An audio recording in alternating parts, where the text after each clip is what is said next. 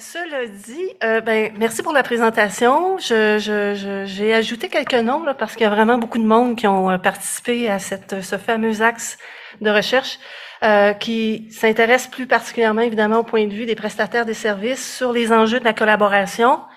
Alors, je suis co-responsable de cet axe-là. Je voulais le nommer. Bastien Quirion s'en occupe aussi. Il n'a pas pu être avec nous aujourd'hui. Il va l'être demain. Il est professeur à l'Université d'Ottawa, comme on l'a déjà dit précédemment. Et évidemment, il y avait plusieurs projets, puis on avait besoin de l'expertise de plusieurs personnes. Donc, on est allé chercher Yannick Charette pour faire une analyse de réseau et Michael Cantinetti pour faire une carte conceptuelle qui va pouvoir beaucoup mieux vous expliquer que moi. Merci d'être là, Michael. Ouf. Et en contrepartie, évidemment, je souligne la participation toujours. Natacha est toujours là, en soutien, a participé à tellement de réunions. Et Daniel Bellemare pour ses bons conseils, nous ramener sur terre régulièrement. Merci, Daniel, d'avoir été là. Alors, on va rouler rondement dans la prochaine heure. On va se donner la parole de manière successive. Moi, je vais introduire, essayer de vous donner une vue d'ensemble des différents projets avant de commencer tout ça. Ensuite, je vais donner la parole à Yannick, si on peut dire ça comme ça, qui est sur une capsule, étant donné qu'il est en congé parental en ce moment. Donc, c'est le moyen qu'on a utilisé dans le contexte. Je vais reprendre la parole pour présenter des résultats. Ensuite, je vais donner la parole à Michael et je vais me donner le mot de la fin. Alors, ça va bouger, vous ne devriez pas vous ennuyer, ça devrait bien aller.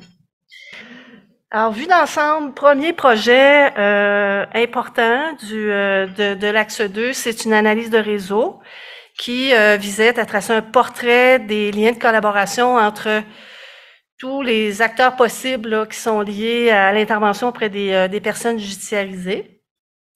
C'est un questionnaire en ligne qui a été distribué entre novembre 2020 et juin 2021. J'attire votre attention sur la période difficile dans laquelle on était à ce moment-là. On avait même commencé le recrutement, on est obligé de l'arrêter, on a repris plus tard, parce que vraiment rien n'allait plus. Et donc, on a néanmoins repris en novembre 2020. Donc, on essayait le plus possible de joindre tous les acteurs qu'on pouvait de tous les secteurs d'intervention. C'était ça le but, évidemment, de tracer un portrait le plus fidèle que possible, mais vous comprendrez que dans le contexte, il y en a qui ont manqué à l'appel, on peut très bien comprendre.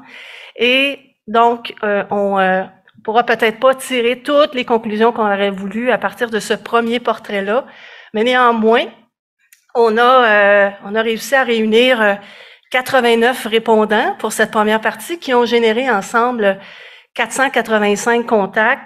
Je vous donne, c'est en vrac, là, les différents secteurs qu'on a couverts, des gens des maisons de transition, hébergement, itinérance, besoins de base, justice réparatrice, employabilité, justice pour regrouper là, tous les acteurs du continuum, dépendance, centre jeunesse, LSJPA, DPJ, intervention à besoins spécifiques qu'on appelle, c'est une définition un peu différente de celle que Yannick va vous donner tantôt, là, parce que pour lui, pour des raisons statistiques, il a dû faire des grands regroupements, mais qui pouvaient, en tout cas, à petite échelle, représenter des maisons de thérapie, le milieu de l'éducation, santé mentale, santé physique. Alors, on a distribué ces mêmes répondants-là ont ensuite été appelés à répondre à un autre questionnaire, qui lui était l'introduction de la cartographie conceptuelle dont Michael s'est occupé, et qui, là, on est dans une perspective un peu différente, un peu plus subjectif, entre guillemets, si je pourrais dire. On peut être plus subjectif que ça dans certaines recherches, mais celle-là, à tout le moins, nous permettait de connaître un peu ce que les gens pensent de leur rapport de collaboration. Donc, c'était pas seulement pour essayer de tracer le portrait, mais d'aller un peu plus dans un regard subjectif sur ces collaborations-là, à partir de courts énoncés là, qui étaient possibles de donner dans un questionnaire en ligne encore, distribué entre décembre 2020 et juillet 2021. Donc, c'est 53 répondants qui ont généré ensemble 210 énoncés. Et pour être capable de passer à l'étape suivante, on a eu recours à 4 intervenantes qui provenaient des milieux de la santé mentale, correctionnelle, protection de la jeunesse, justice réparatrice, qui nous ont aidés à réduire ce bassin de 210 énoncés à 48, parce que ça aurait été ingérable à 210. Il fallait vraiment réduire pour que les gens puissent, je fais ça comme faux, Michael, ça marche? OK. Pour pouvoir passer à l'étape suivante qui était qui était pas de générer des nouveaux énoncés, mais plutôt de les classer et de les regrouper. Alors ça, c'était vraiment une étape qui se faisait toujours en ligne de la mi-janvier au début mars 2022. Et s'est ajouté en cours de route un groupe de discussion. On a réuni 9 intervenants qui venaient de différents secteurs, milieu correctionnel, maison de transition, justice réparatrice, dépendance, centre jeunesse, employabilité et ce qu'on appelle besoins spécifiques. Et ces gens-là nous ont donné un avis. On voulait avoir des réactions, savoir comment les résultats préliminaires résonnaient, quel sens ça faisait pour eux. Et aussi, il nous restait une dernière étape pour la cartographie conceptuelle qui était vraiment de donner des noms aux regroupements qui avaient été faits à l'étape précédente. Fait qu'il fallait, et on voulait pas les donner nous-mêmes, on voulait pas être juste les chercheurs à trouver ces noms-là. Alors, on voulait s'associer à ces intervenants pour pouvoir compléter ça. Et on l'a fait donc le 22 avril dernier. Et il y a aussi un morceau important de l'axe 2 qui est la méthode d'analyse en groupe. Chantal va pouvoir beaucoup mieux vous expliquer que moi. Pour des raisons de gestion du temps, j'ai juste dit Chantal vous expliquera, d'accord? Mais je voulais juste vous dire que ça fait partie intégrante de l'axe 2, évidemment, et ça va tout à fait dans la même perspective de s'intéresser au point de vue des intervenants à cette étape-là. Alors, Manon, si tu veux bien peser sur le piton, ça va être le tour à Yannick. Je sais pas si c'est à moi de faire ça. On va laisser Yannick vous entretenir. Bonjour, mon nom est Yannick Charette, professeur en criminologie à l'Université Laval. Aujourd'hui, je viens vous présenter des analyses préliminaires sur une étude sur le réseau des professionnels intervenant auprès des jeunes judiciarisés. Donc, dans le cadre de cette étude, on s'est posé la question comment on pourrait mesurer et caractériser la collaboration. Et ce qu'on est arrivé comme solution, c'est de réfléchir à la collaboration en termes de réseau. Donc, chacun des intervenants va être un nœud dans le réseau et va établir des relations de collaboration avec d'autres nœuds pour pouvoir créer, en fait, un réseau complet des collaborations. Donc, pour y arriver, on a fait un sondage auprès des intervenants. C'était un sondage en ligne et on leur a demandé « Pouvez-vous établir une liste des intervenants par ordre d'importance avec lesquels vous êtes entrés en contact au cours des 3 derniers mois? » Il y a 89 personnes qui ont répondu, ce qu'on va appeler les égaux dans le langage du réseau, et ceux-ci nous ont référé à 485 autres partenaires avec qui ils avaient collaboré, ce qu'on va appeler ici des altères. En prenant en considération l'ensemble de ces résultats, donc d'ensemble des répondants et en les structurant ensemble dans un réseau complet, on a pu observer la structure que l'on voit ici sur la diapositive, la structure du réseau de collaboration. Plus précisément, ici, on va s'intéresser à qualifier les nœuds, donc quels sont les attributs des nœuds, les attributs des répondants. On a tout d'abord qualifié la région d'où provenaient les nœuds, donc soit la région de Montréal, la région de Québec ou la région Mauricie, centre du Québec. Peut-être à noter ici, on remarque sur la première ligne du graphe, soit les égaux, ce sont les répondants eux-mêmes. La deuxième ligne, on retrouve les altères, donc les personnes qui ont été référées par les répondants. Et finalement, au total, c'est l'ensemble des nœuds qu'on va retrouver dans le réseau, soit altères ou soit égaux. Deuxièmement, on a caractérisé le réseau de provenance des nœuds. Donc, est-ce qu'ils provenaient du réseau communautaire ou du réseau public?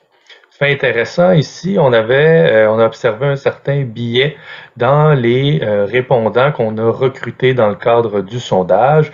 On constate ici que pour les répondants, donc les égaux, la première ligne du graphe, on retrouve environ 80% des individus qui provenaient du réseau communautaire. Toutefois, lorsqu'on regarde les alters, donc les personnes avec qui les répondants travaillaient, on constate que cette proportion-là était beaucoup plus faible, autour de 30%. Donc, ça nous permet, ou cette stratégie-là de référencement nous permet d'atténuer le biais lié aux caractéristiques des répondants. Finalement, le troisième attribut des nœuds qui va nous intéresser, c'est le secteur dans lequel l'intervenant travaillait. Pour les besoins de cette brève présentation-là, on va utiliser une catégorisation là, relativement sommaire. Il est certain que des nuances pourraient être nécessaires, mais on refait le compromis où plus on est précis, moins on a d'individus et moins on a d'individus, moins on peut retrouver des tendances générales dans notre réseau. Donc, on est arrivé avec un compromis de ces 5 catégories-là. Premièrement, on retrouve le secteur des centres jeunesse, soit DPJ ou LJPA, le secteur de la dépendance, le secteur de la justice, et ici on entend justice au sens large, donc qui débute avec les services de police, les avocats, la cour et par la suite les services correctionnels, probation, libération conditionnelle, donc l'ensemble du continuum du système de justice. Par la suite, on retrouve les intervenants du secteur de la santé, donc soit santé physique ou santé mentale. Et finalement, on retrouve les interventions à besoins spécifiques là, qui se retrouvent à être d'une certaine façon une catégorie fourre-tout, où on va retrouver là, tout ce qui ne cadrait pas dans les autres catégories. En fait, c'est des secteurs qui incluaient pas suffisamment de nœuds pour que ce soit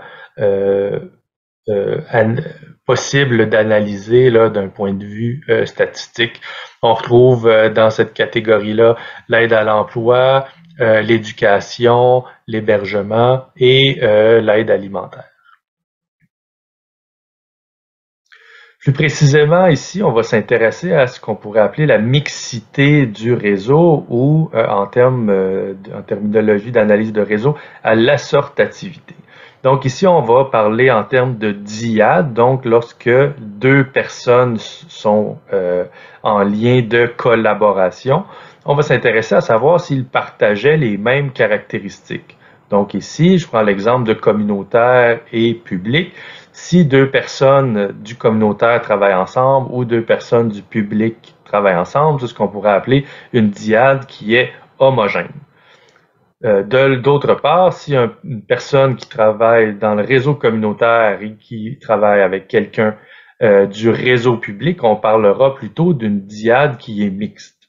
Donc, on va s'intéresser finalement à la mixité du réseau, donc la proportion de dyades qui vont être mixtes dans le réseau. Donc voici le réseau de collaboration, sa structure, et si on ajoute les attributs, ici on va les ajouter avec des couleurs, voici un peu ce que ça donne. On voit ici la région de provenance des répondants, donc Mauricie, Centre du Québec en rose, la région de Québec en vert et la région de Montréal en bleu. Ce qu'on constate immédiatement dans ce réseau, c'est qu'il semble qu'il y ait une certaine homogénéité dans les contacts. Donc, on voit que les nœuds roses sont beaucoup plus connectés ensemble, les nœuds verts sont beaucoup plus connectés ensemble et les nœuds bleus sont beaucoup plus connectés ensemble. Donc, il n'y aurait pas beaucoup de mixité en termes de région. Donc ici, on peut illustrer sous forme de graphe ce résultat qu'on semble observer. Ici, on voit donc que les gens de Québec travaillent principalement avec les gens de Québec en vert. Les gens de Montréal vont travailler principalement avec les gens de Montréal en bleu. Et les gens de Mauricie, Centre du Québec vont travailler principalement avec les gens de Mauricie, Centre du Québec en rose. Une autre façon de rapporter ces résultats, c'est avec des rapports de cotes. Donc, on va comparer les résultats qu'on a pu observer avec un réseau qu'on appelle aléatoire. Et ce qu'on peut observer, c'est que comparativement à ce qu'on aurait observé de manière aléatoire, les gens de Mauricie, Centre du Québec travaillent 2 fois plus avec les gens de Mauricie, Centre du Québec. Les gens de Montréal travaillent 3 fois plus avec les gens de Montréal et les gens de Québec travaillent 3 fois plus avec les gens de Québec. Donc, ce qu'on observe ici en regardant la diagonale, c'est qu'il n'y a pas beaucoup de mixité interrégionale ou de collaboration interrégionale.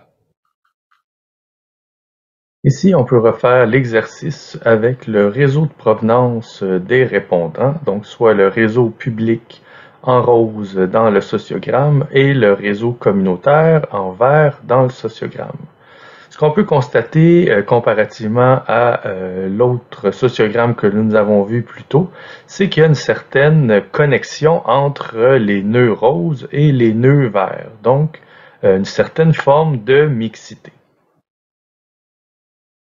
Si on reprend les mêmes graphiques que tout à l'heure, mais en termes de collaboration inter-réseau, on constate que les gens du public travaillent beaucoup avec les gens du communautaire, donc à peu près 80% des connexions publiques se feront avec des intervenants du communautaire, et inversement, les gens du communautaire travailleront à 50% avec des gens communautaires et publics. Si on lit ce résultat avec des rapports de cotes, on constate que les institutions publiques vont travailler 3 fois moins avec d'autres institutions publiques, mais ce manque à gagner est comblé par des liens entre les organisations communautaires, mais aussi sur des collaborations inter-réseaux, donc des collaborations publiques communautaires. Finalement, on peut s'intéresser à la mixité entre les différents secteurs d'intervention, soit la collaboration intersectorielle. Ici, puisqu'il y a plusieurs catégories, ça devient un peu plus difficile de lire le graphique à bande de gauche, oui, c'est ça. Mais l'analyse par rapport de code devient particulièrement utile dans les circonstances ici. Donc, si on analyse ligne par ligne, on peut regarder l'intersectorialité pour chacun des secteurs comparativement à notre réseau distribué aléatoirement. Donc, par exemple, pour les centres jeunesse, on retrouverait une collaboration 2 fois plus faible avec le milieu de la dépendance et 1,6 fois plus faible avec les interventions à besoins spécifiques. Je vous rappelle ici que les chiffres en rouge seront les chiffres des relations négatives, alors que les chiffres en vert seront des relations positives. Pour le secteur de la dépendance, on va retrouver 2 fois moins de collaboration avec les centres jeunesse, 5 fois moins avec les interventions à besoins spécifiques et 2,5 fois moins avec les interventions auprès du système de santé. Pour les interventions à besoins spécifiques, on retrouve 1,6 fois moins de collaboration avec les centres jeunesse, 5 fois moins de collaboration avec les interventions en dépendance et 1,9 fois moins de relations ou de collaboration avec le réseau de la santé. Pour le réseau de la justice, on retrouve une certaine homophilie, donc 2,6 fois plus de chances de collaborer avec le système de justice lui-même. Et finalement, pour le système de santé, on retrouve 2,5 fois moins de collaboration avec le réseau de dépendance et 1,9 fois moins de collaboration avec les interventions à besoins spécifiques. Pour les rapports de cotes qui sont en noir, donc il n'y a pas de relation plus ou moins importante, c'est ce qu'on pourrait s'attendre avec un réseau distribué aléatoirement. En conclusion, on a vu que les liens de collaboration peuvent être conçus, conceptualisés sous forme de réseau, donc où les intervenants vont être des nœuds et les liens entre ceux-ci vont être perçus comme des liens de collaboration. On a pu voir aussi qu'en observant les attributs des nœuds, il devient possible de mesurer la mixité de ces collaborations-là, donc de répondre à la question « qui collabore avec qui ». La collaboration interrégionale est plutôt rare dans ce qu'on a pu observer, mais les collaborations entre le réseau communautaire et le réseau public sont présents. Certains secteurs sont moins portés à collaborer ensemble. Et finalement, mieux comprendre les liens de collaboration pourrait permettre un meilleur arrimage entre les services offerts auprès des jeunes judiciarisés. Merci beaucoup de votre attention et je laisse la parole à Sylvie. Bonne journée. Alors, écoutez, on le disait tantôt, c'est fort possible là, que vous vous retrouviez plus ou moins dans ces résultats-là. Yannick a été dans l'obligation de faire des regroupements très larges parce qu'il manquait, évidemment, de répondants dans certaines catégories qui nous permettent, qu'on aurait voulu aller plus spécifique que ça, mais dans les faits, c'était vraiment, ça ne tenait pas dans le modèle que Yannick a besoin d'utiliser pour faire une analyse de réseau. Donc, on ne sait pas jusqu'à quel point ça vous reconnaissez là-dedans. Nous autres, on se console en disant, on aura l'occasion de se reprendre. C'est prévu dans la programmation qu'on refasse une analyse de réseau. Je me rappelle jamais quand, dans un an environ, c'est pas moi qui tiens on n'a pas décidé. On n'a pas décidé encore, mais ça va se faire, premier juré. Et on va souhaiter peut-être avoir plus de répondants de tous les secteurs à ce moment-là. Et peut-être qu'on trouvera aussi des nouvelles stratégies là, pour éviter les pièges qu'on a rencontrés pour cette première analyse-là, mais qui nous apparaît quand même comme un tremplin intéressant pour soumettre aux intervenants puis susciter des échanges et des discussions entre eux. Et c'est exactement ce qui est arrivé dans le groupe de discussion qu'on a fait. Et vraiment, ils nous ont amenés ailleurs. On était là un peu pour valider, mais prenez pas ça comme vraiment de la validation. C'est vraiment comme un tremplin pour réfléchir à la collaboration, puis aller plus loin, faire des nuances sur les dynamiques et les enjeux là, de la collaboration comme telle. Alors, c'est moi qui ai fait cette analyse et qui, pour essayer d'organiser l'information, parce qu'il y en avait quand même pas mal, j'ai ressenti le besoin de vous présenter le Canva qui est ici, d'organiser l'information à l'intérieur de ce cadre-là, qui fait écho aux analyses que Yannick a fait, donc collaboration entre ou dans les régions ou entre ou dans les organisations ou les secteurs d'intervention. Là, ça va tout à fait dans le même sens que Yannick. Et la dernière trame, les personnes, ça émerge carrément du groupe de discussion et qui nous rappelle que la collaboration, ça se passe entre des personnes d'abord et avant tout et que ça peut dépendre aussi en bonne partie de certaines caractéristiques ou des qualités que les personnes présentent et qui favorisent très souvent la collaboration. Alors, sans plus tarder, j'essaie de vous faire ça le plus clair que possible pour situer les différentes thématiques. Je les ai placées sur le Canva pour vous dire un peu comment ça s'organise autour de l'intra ou de l'inter. Alors, personne n'a démenti, évidemment, les résultats de Yannick à l'effet qu'il n'y a pas tant de collaboration interrégionale. On pouvait s'y attendre. Mais il y en a pour qui ça a été une certaine opportunité. Ils ont dit, ouais, mais nous, dans les régions qui sont, on est dans une région qui est située en dehors des grands centres, puis on l'apprécie beaucoup. Dans le fond, on voit beaucoup de bénéfices au fait qu'on connaît nos partenaires, on connaît bien les personnes avec qui on travaille, et ça amène cette proximité-là amène beaucoup de fluidité dans l'intervention et même que ça rejaillit sur les personnes judiciarisées en soi. Quand les personnes judiciarisées se rendent compte que les intervenants se connaissent, ça facilite les choses. Et même, ces rapprochements-là entre intervenants peuvent aussi favoriser les rapprochements entre intervenants et personnes judiciarisées. Donc, ils ont mis beaucoup d'emphase là-dessus.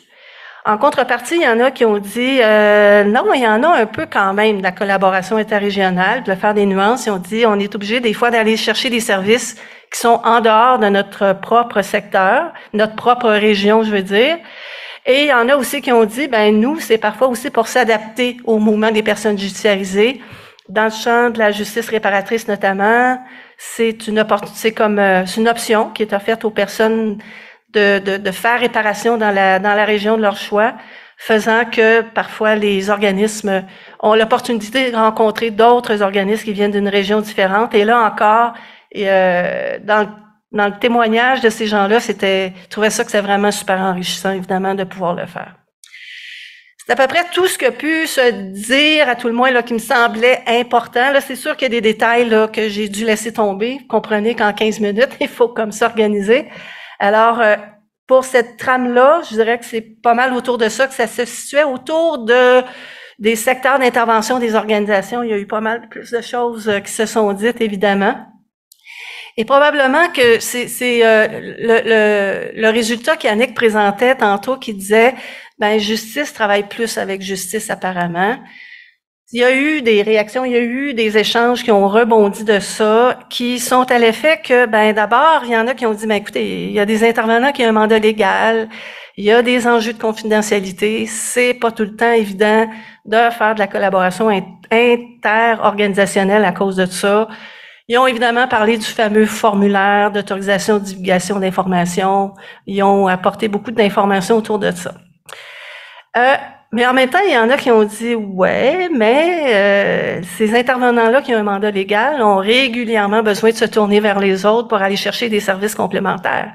Donc, ils sont en collaboration. Et là, il y a eu une discussion intéressante qui a dit, mais c'est quoi de la collaboration?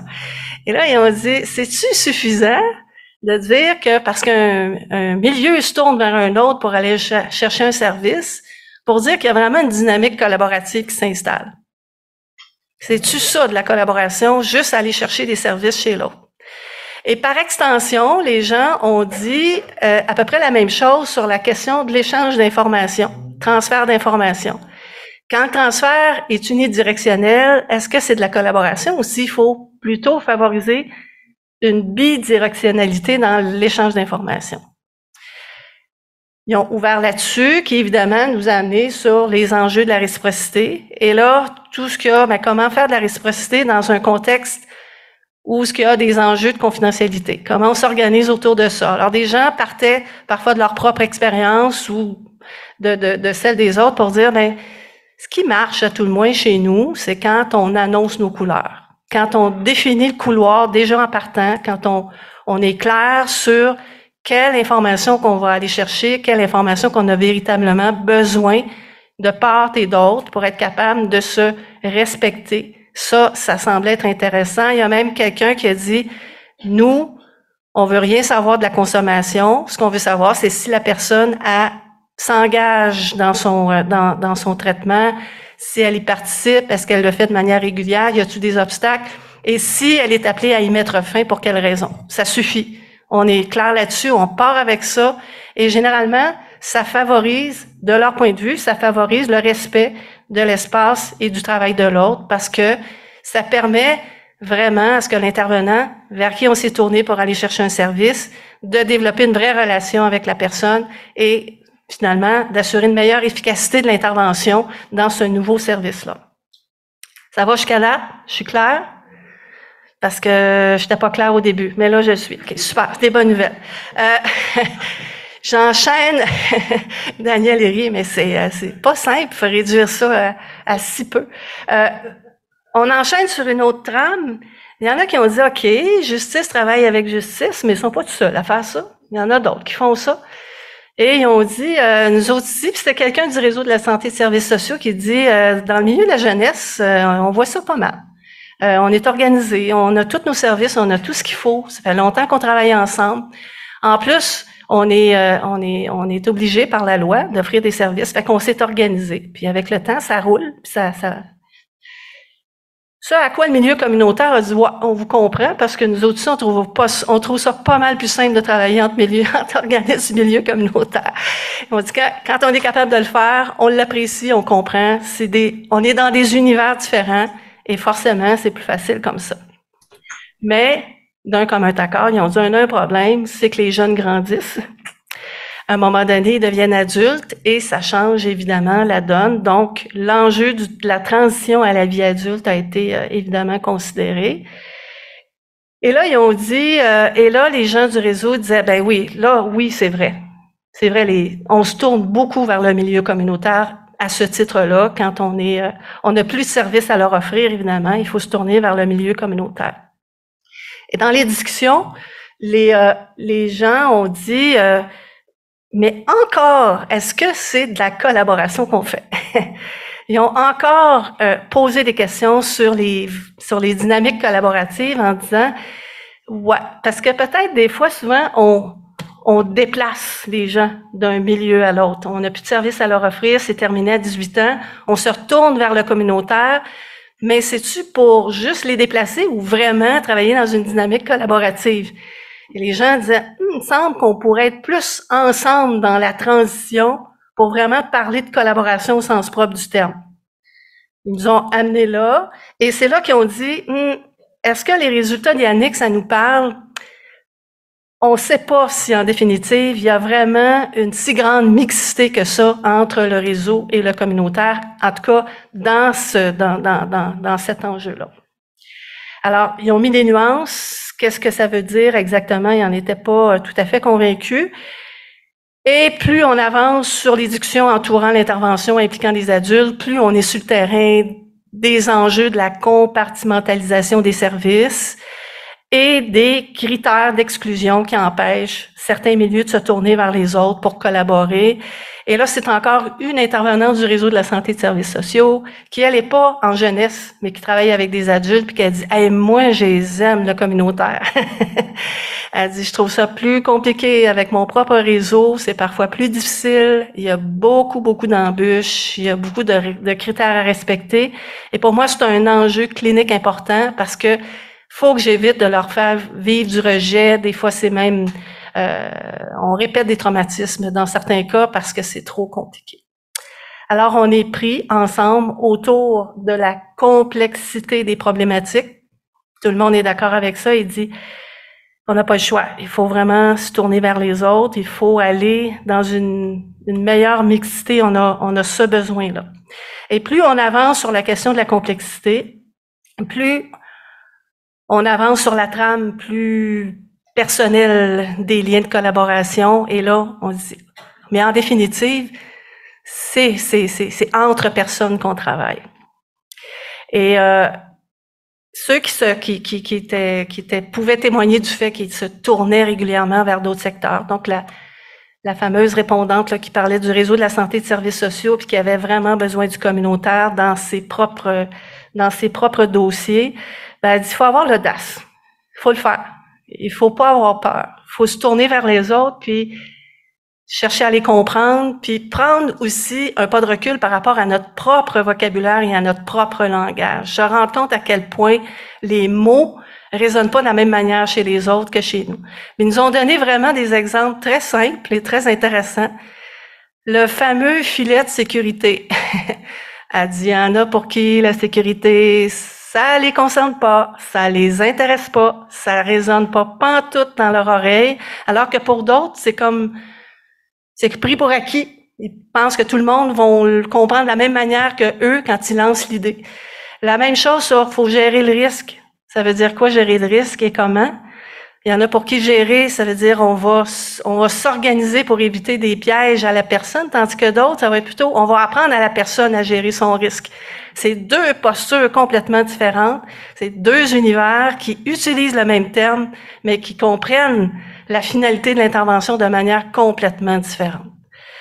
Alors, elle dit, il faut prendre le temps, ça c'était son idée, et faire preuve de tolérance, je dirais, d'ouverture, d'écoute par rapport à l'autre, savoir mesurer ses attentes. Ça, c'est une personne qui dit, nous autres, on est centre jeunesse, on est reconnu pour avoir des bons outils, des bons intervenants, de l'expertise pour travailler auprès des personnes qui sont quand même rendues loin dans le processus.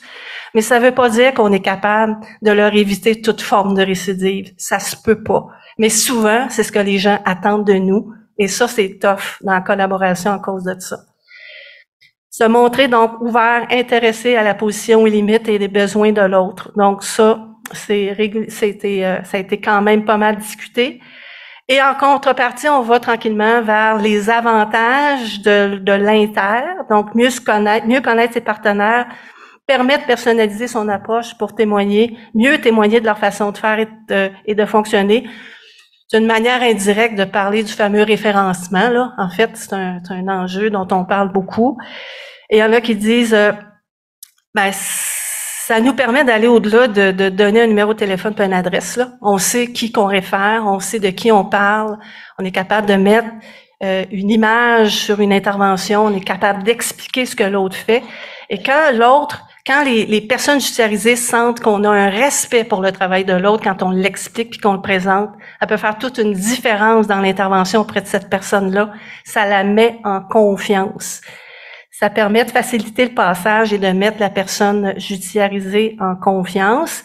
Et ça pourrait peut-être, à la rigueur, même servir un peu de modèle. C'est-à-dire qu'ils disent, quand ils sentent que nous, on est branchés sur notre communauté, sur notre propre réseau, qu'on connaît nos ressources, qu'on connaît nos partenaires, peut-être que par extension, certaines personnes pourraient, à leur propre niveau, sans nécessairement on les prenne par la main, qu'ils aient envie de faire un peu la même chose. Alors, plus on avance sur ce terrain-là, plus on met la personne au centre de l'intervention. Ils nous disent, plus on est capable de collaborer en perdant pas de vue la personne qui est au centre de notre intervention, plus ça facilite les choses. Et ça nous rappelle que, dans le fond, la collaboration, ce n'est pas l'objectif. C'est un moyen pour atteindre l'objectif qui devrait toujours être celui de favoriser le bien-être des personnes judiciarisées. Cela dit, je termine là-dessus et je passe la POC à Michael. Merci Sylvie, bonjour tout le monde. Donc, pour introduire la partie de la cartographie conceptuelle, je vais vous présenter une petite illustration. Dans cette illustration, vous voyez un barman qui a à servir une cliente et qui se pose la question, est-ce qu'il faut que je lui demande sa carte d'identité? Alors, ce qu'on voit ici, c'est que les perceptions qu'on a d'une situation, ça va conditionner beaucoup la façon dont on va tenter de la résoudre. Pour les personnes parmi vous qui avaient vu la personne âgée se disent, non, en fait, on carte pas cette personne-là.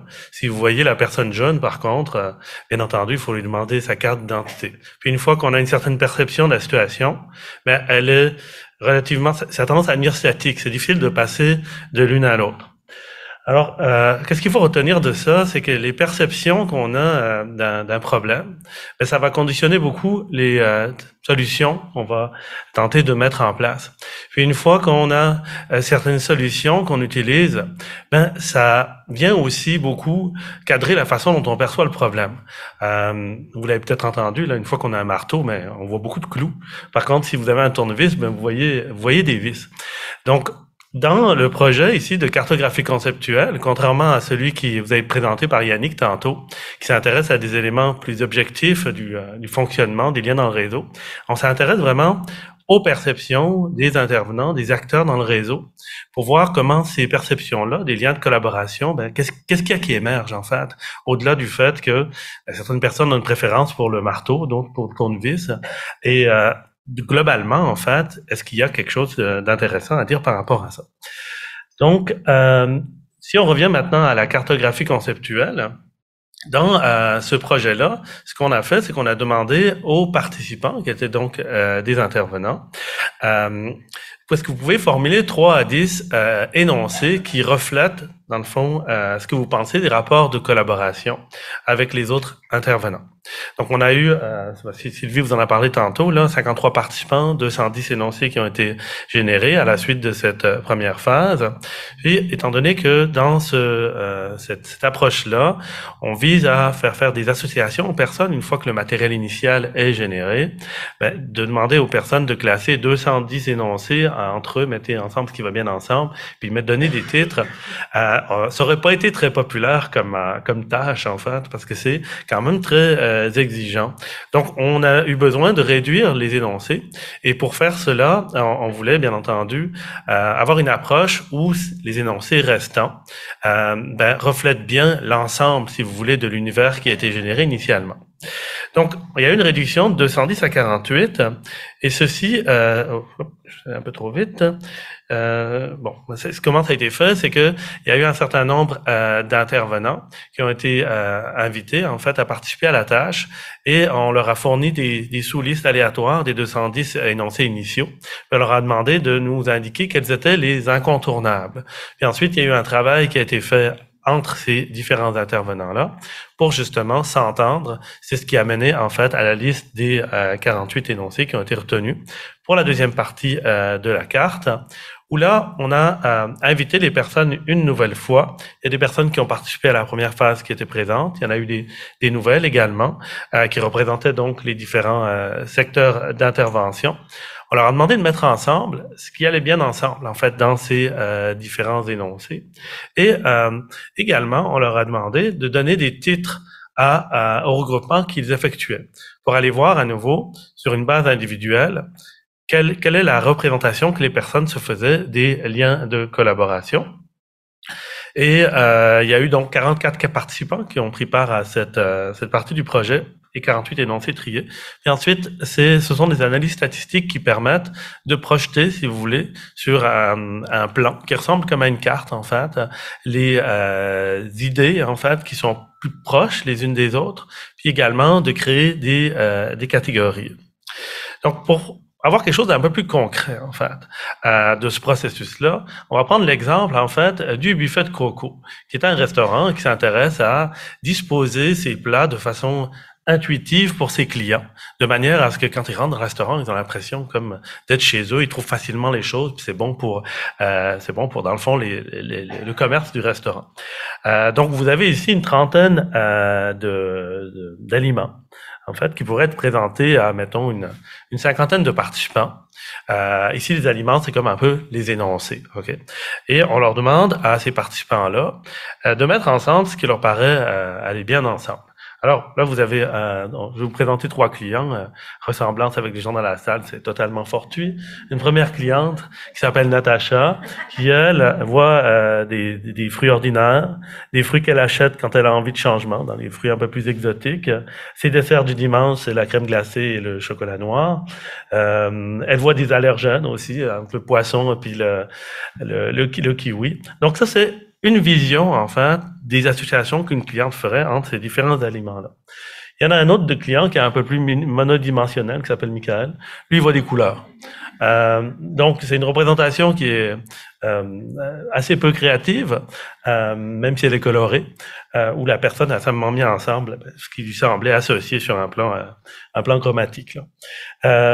Un dernier participant qui s'appelle Daniel, lui, va associer les aliments beaucoup plus en fonction des mets qu'il perçoit, ses mets favoris, comme le poulet tonkinois à l'orange. Vous voyez le poulon de Pilet avec l'orange. Quand il met le steak avec la carotte et la patate, c'est son steak angus avec mousseline, pommes de terre, carotte et son brocoli étuvé, par exemple. Donc, on voit que chaque client a un peu sa façon de faire des associations. Mais au-delà de ça, quand on fait un projet de ce type-là, c'est de dire, pour mes clients, en fait, en ayant donc un échantillon de participants qui est représentatif de ceux-ci, comment est-ce qu'ils font des associations? Est-ce qu'il y a des grands aspects qui émergent pour l'ensemble, pour le groupe? Et c'est ça que la cartographie conceptuelle va faire. Alors là, vous voyez un exemple de résultat pour cet exemple fictif ici, où vous avez 4 catégories qui émergent en termes d'association.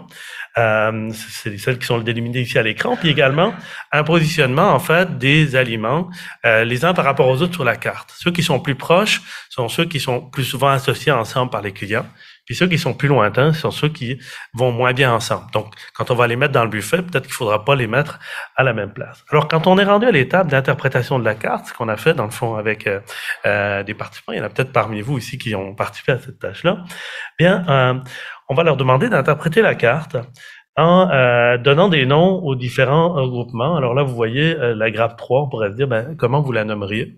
Alors, pour aider les personnes, ce qu'on fait, c'est que les titres que les personnes ont donnés individuellement quand ils ont fait le tri, il y a moyen, avec des statistiques, de les projeter également dans la carte.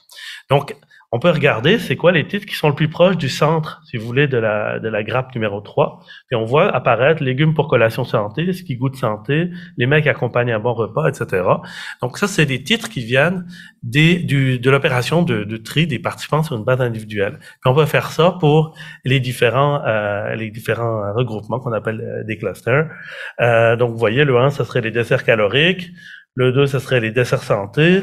Le 4, c'est les mets salés pour collation ou repas principaux.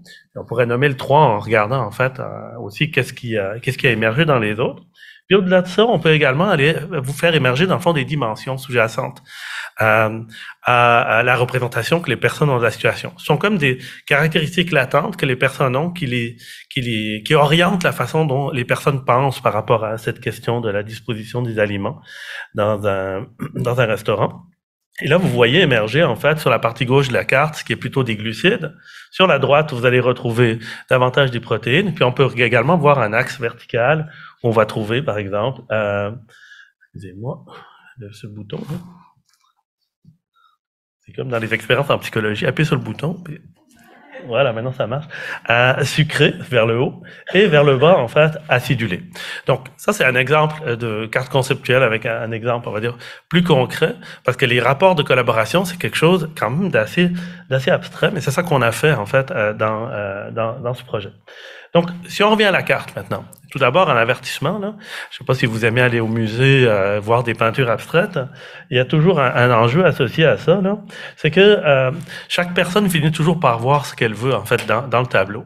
Alors, quand on fait une carte conceptuelle, le risque, c'est que les chercheurs commencent à tous interpréter la carte, chacun de leur côté, sans faire appel aux participants, puis vous finissez par voir des escargots qui soufflent dans les trompettes, au risque de se décrédibiliser quand ils viennent présenter les résultats, en fait, à l'audience. Donc, quand on a fait vraiment cette démarche-là, on a été prudent et on a demandé à des intervenants de nous aider. C'est ce dont Sylvie a parlé tantôt, le groupe des 9 personnes en avril 2022 qui nous ont aidés à interpréter la carte. Donc, c'est ces résultats-là que je vais vous présenter.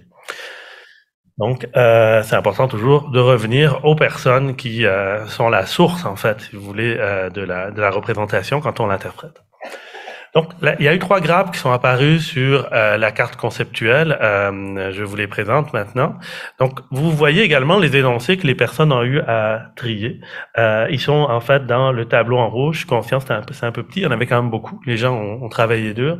Et je vais vous les présenter de façon un peu plus grosse tantôt, là, en vous en donnant un exemple de 3.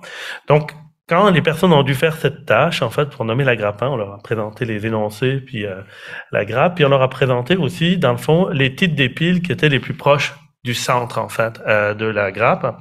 Puis là, on voyait, par exemple, des titres comme « Frein à l'intervention »,« Difficultés rencontrées »,« Défis reliés au partenariat ». Ça, c'est les titres qui reviennent, dans le fond, qui ont été générés par les participants quand ils ont fait le classement sur une base individuelle. Okay?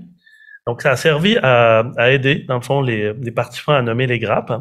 Puis là, vous voyez, dans cette grappe-là, on avait des énoncés comme « changement d'intervenant entravant l'efficacité de la communication ». Donc, je vous rappelle, la question, c'était « parlez-moi des rapports de collaboration ». Il y a des éléments comme ça qui sont sortis, ou encore... trop vite. En arrière, ça va être facile comme ça. Diversité des mandats qui rend la collaboration difficile, ou encore accès complexe à certains services. Donc, après délibération, échange en sous-groupe, puis en fait, on retourne en grand groupe, le titre suivant a été donné, en fait, à cette grappe-là, les défis structuraux liés au partenariat. Ensuite, pour la grappe numéro 2, on a refait la même démarche, puis on a retrouvé les titres qui sont les plus représentatifs, si vous voulez, de ce regroupement-là, qui était être proche, être un intervenant efficace, merci, importance des partenaires pour appliquer le concept de toujours à la bonne porte, multidisciplinarité, enjeux de connaissances, etc. Puis on retrouvait des énoncés comme importance de connaître les services offerts par les autres organismes, clarification des rôles pour un travail optimal, ou encore avantage de la proximité entre les organismes pour les personnes judiciarisées.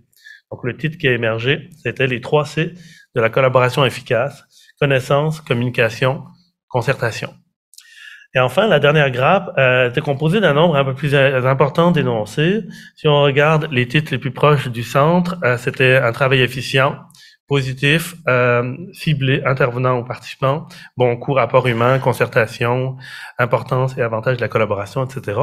et on retrouvait des items comme échange essentiel pour répondre aux besoins multiples de la personne judiciarisée, cohérence pour assurer le bien-être des personnes judiciarisées, participation de la personne judiciarisée aux échanges, ce qui a donné après délibération le titre suivant, une intervention centrée sur la personne, une pratique gagnante. Donc, quand on regarde la carte conceptuelle d'ensemble, on voit donc émerger ici les titres des différentes grappes, avec sur la gauche, dans le fond, ce qui est plus des défis structuraux, des obstacles, puis sur la droite, des éléments davantage positifs pour définir la collaboration. Mais on peut aller également au-delà de cette interprétation-là, pour aller voir, en fait, si on compare les extrêmes sur la carte, vous voyez les items comme 6, 1 sur la gauche, 27, 28, 25 sur la droite. Quelle est la dimension sous-jacente qui oppose, en fait, ces différents items-là? Puis on peut faire la même chose sur l'axe vertical. Alors, là, c'est une interprétation préliminaire. D'ailleurs, les autres chercheurs sur le projet, c'est la première fois qu'ils voient ça aussi. Je vais essayer de pas trop dire d'horreur à Natacha, c'est la surprise d'aujourd'hui.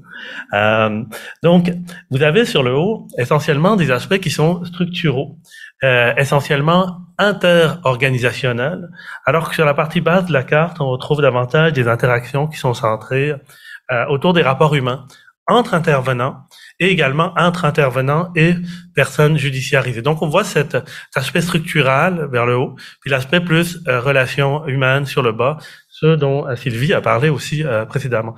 Donc, on voit aussi qu'avec des méthodologies différentes, on arrive aussi à faire sortir des constats qui se recoupent, en fait, qui émergent de la carte. Alors, sur l'horizontale, qu'est-ce qu'on retrouve? Sur la gauche, beaucoup des causes perçues, des enjeux liés au partage d'informations.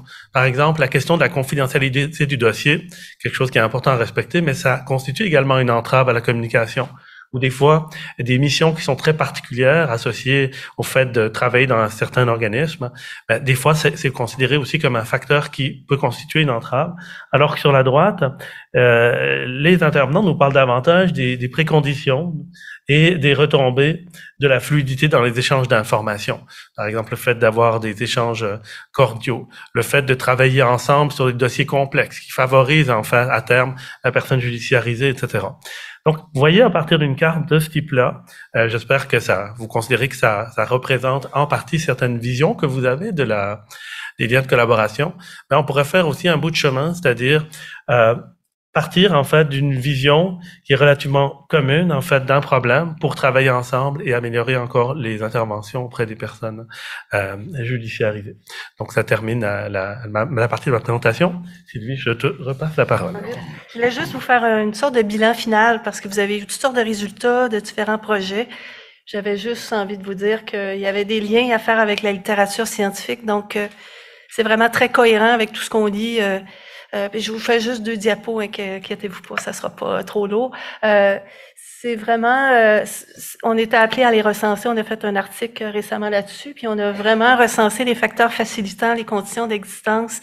Vous allez voir à quel point ça se regroupe là. Donc, non seulement les résultats des recherches se regroupent, se convergent, mais ils convergent en plus avec la littérature. Je veux dire, celui qui est le plus reconnu, généralement, là, c'est vraiment avoir une philosophie et des valeurs cohérentes. C'est ce qui favorise le plus la collaboration, et ça s'appuie sur des échanges, mais qui doivent pas porter que sur des dimensions mécaniques, sur qui fait quoi, qui met des ressources. C'est vraiment au-delà de ça. Il faut qu'il y ait de l'espace pour parler du sens des missions, que les gens soient capables de se parler des vraies affaires. C'est ce qui favorise vraiment le développement d'une vision cohérente. Donc, ça prend des espaces pour le dialogue libre et respectueux. Et ça demande des fois faut être créatif, en fait, pour arriver à ce que les gens le prennent le temps, puis qu'on soit capable de favoriser vraiment ce dialogue-là. Donc, derrière tout ça, il y a la question de la communication. C'est revenu très régulièrement dans les résultats qu'on vous a présentés. On parle d'une communication régulière, active, ouverte, transparente, rien caché, rester tout le temps sur le livre ouvert, en fait, pour vraiment rien bloquer dans le processus, qui elle-même favorise la confiance, la clarification des rôles respectifs et même l'équilibre entre les pouvoirs. Vous savez que c'est là. Les organisations n'ont pas les mêmes ressources, n'ont pas les mêmes capacités et peuvent parfois s'affronter sur des comités. Ça peut engendrer beaucoup de difficultés au niveau de la collaboration et forcément la communication est un bon moyen pour faire face à ces enjeux-là.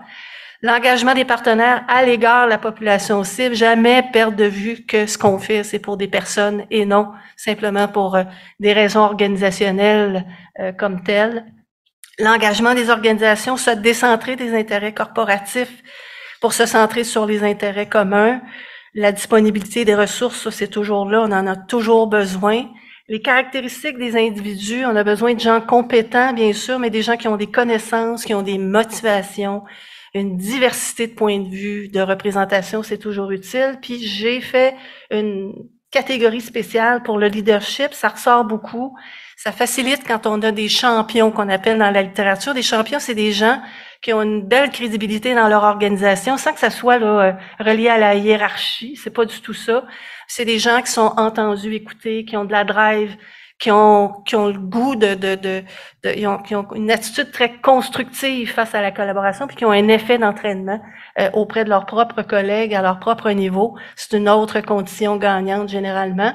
Et tout ça peut se regrouper dans deux grandes dimensions qui sont depuis longtemps reconnues dans la littérature. C'est des auteurs qui ont fait du chemin là, sur la question et qui nous dit qu'il y a d'abord les déterminants interactionnels, c'est sur ça que s'appuie d'abord la collaboration, qui sont reliés aux relations entre les personnes et ce à quoi on relie la communication, les conflits, le climat, la confiance, le leadership, l'ouverture des individus. C'est vraiment un déterminant essentiel qui est en interaction avec le deuxième, qui est relié aux déterminants structuraux et organisationnels. Alors écoutez, vous pouvez pas, c'est vraiment clairement, ça fait écho au résultat que Michael vient de vous présenter et qui nous rappelle qu'il y a un contexte dans lequel, évidemment, se développent ces relations-là, qui dépend à la fois des ressources, des technologies, évidemment, du cadre qui définit le fonctionnement des organisations et des équipes de travail.